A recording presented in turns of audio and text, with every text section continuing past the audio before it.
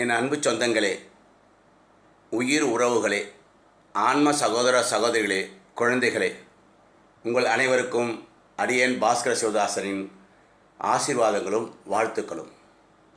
அன்பு சொந்தங்களே, உயிர் உறவுகளே, ஆன்ம சகோதர சகோதரிகளே, குழந்தைகளே, அடியேன் பாஸ்கர சிவதாசன் உங்களிடையே பேசுகிறேன். நாம் வள்ளலார் செய்த அற்புதங்கள் பலவற்றை பார்த்துட்டு வரோம். இன்னும் நிறைவாக 2 பாகங்கள் போட்டு இதை முடிவாக நிறைவு பண்ணான்னு இருக்கோம். அதில் வள்ளல் பெருமான் வாழ்ந்த இடத்துல இருந்து புதுச்சேரி பக்கம், பாண்டிச்சேரின்னு சொல்கிறோம்லே, அது பக்கம்.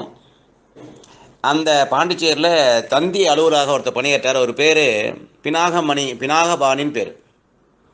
இந்த பினாகபாணிக்கு 7 மொழியில் நல்ல பரிச்சயம் உண்டு. அதாவது 7 மொழி பேசுவார். தமிழ், ஆங்கிலம், சமஸ்கிருதம், இப்படி 7 மொழி பேசக்கூடிய வல்லமை பெற்ற அவர் அதனால் கொஞ்சம் கர்வம் ஜாஸ்தி, ஆணவம் ஜாஸ்தியாக இருந்தது. நமக்கு 7 மொழிகள் தெரியும் என்ற ஆணவம் ஜாஸ்தி. அதனால் சன்மார்க்க அன்புகளை பற்றியும் வள்ளல் பெருமானை பற்றியும் இடக்கணுக்காக எதனா பேசிகிட்டே இருப்பார். அடிக்கடி என்ன பேசிகிட்டே இருப்பார். தகாத வார்த்தைகளை பேசுவார். எனக்கு அவ்வளோ தெரியும் அப்படின்னு. அதனால் ஒரு சமயம் வள்ளல் பெருமான் உபதேசம் செய்யும்போது, அதாவது சொற்பொழிவு ஆற்றும்போது, அங்கே இந்த பினாகபாணி என்பவர் அங்கே வராரு. பெருமான் அவர் வருவதை அறிந்து பெருமான் சொல்கிறாங்க, எனக்கு புத்தி சொல்ல ஒருத்தன் வந்துட்டு இருக்கான் அப்படின்னு அவர் காதுபடவே சொல்கிறாரு. உடனே பினாகபாணிக்கும் கொஞ்சம் மனசுக்கு சங்கடமாக, என்னடா நம்ம பேசுறது புரிஞ்சிட்டார் அவர் சந்தேகம் வந்துட்டு ஒரு இடத்துல அமைதியாக உட்காந்துடுறார்.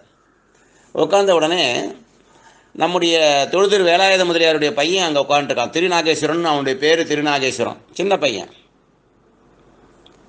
சுமார் 7 வயசு இருக்கும். அந்த நாகேஸ்வரத்தை கூப்பிட்டு, தம்பி எழுந்திரன்னு கூப்பிட்டு, நாகேஸ்வரன் உனக்கு எத்தனை பாஷையில் பரிச்சயம் உண்டு, அதாவது எத்தனை பாஷை உனக்கு பேசுவேன் அப்படின்னு கேட்குறாரு. உடனே 7 வயது சிறுவன் சொல்கிறேன், எனக்கு 6 பாஷைகள் தெரியும், 6 பாஷைகள் நான் பேசுவேன்னு சொல்லிட்டு. உடனே நம்முடைய வள்ளல் ராமலிங்க சாமிகள் அந்த பினாகபாணியை நோக்கி கண்களால் பார்க்குறார். பார்த்த உடனே அவருக்கு வெட்கம் வந்து ஆசி வந்து தலை குனிஞ்சு போகிறார். பிறகு அவர்கிட்ட சொல்கிறார், பினாகபாணிக்கிட்ட சொல்கிறார், உனக்கு என்ன சந்தேகம் இருந்தால் இந்த பையன்கிட்ட கேளு, அவன் பதில் சொல்லுவான் அப்படின்னு சொல்கிறார். அவருக்கு ரொம்ப வெட்கமாக போயிடுது. பிறகு செல்லும்போது மன்னிப்பு கேட்டு செல்கிறார். இப்படி அவருடைய ஆணவத்தை பெருமாள் அவரிடமிருந்து தெரிந்து கொள்ளாமலே தன்னுடைய மனவாயிலாக எல்லாத்தையும் அறிந்து கொண்டு அவருடைய ஆணவத்தை அகற்றுகிறார்.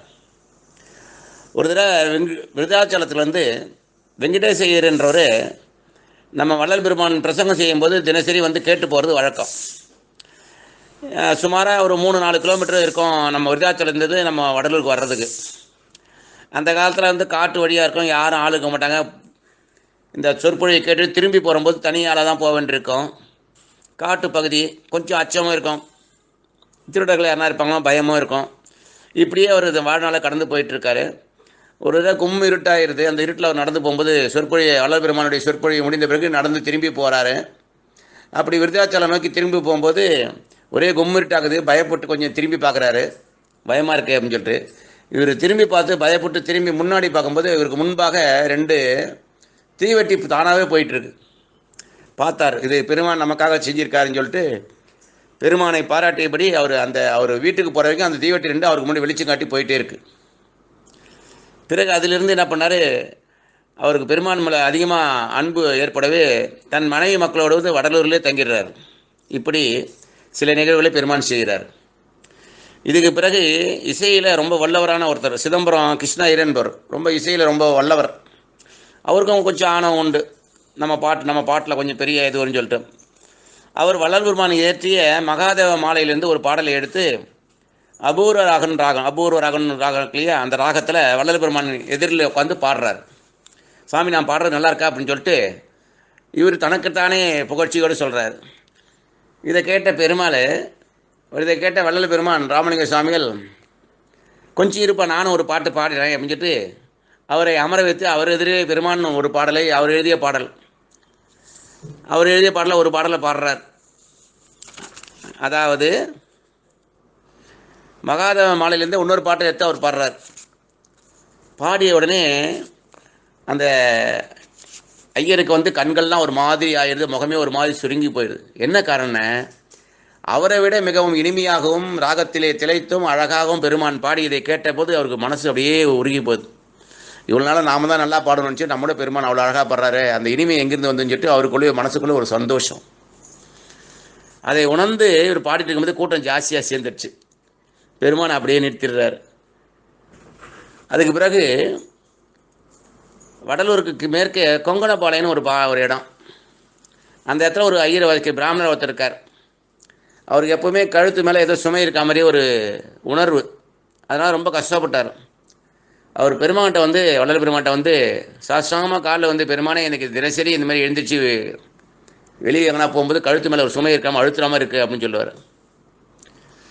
உடனே பெருமான் அவருக்கு வந்திருத்த விபூதியை தடவி விபூதியை பூசி அந்த மனச்சுமையும் உடல் சுமையும் நீக்கியதாக வரலாறு.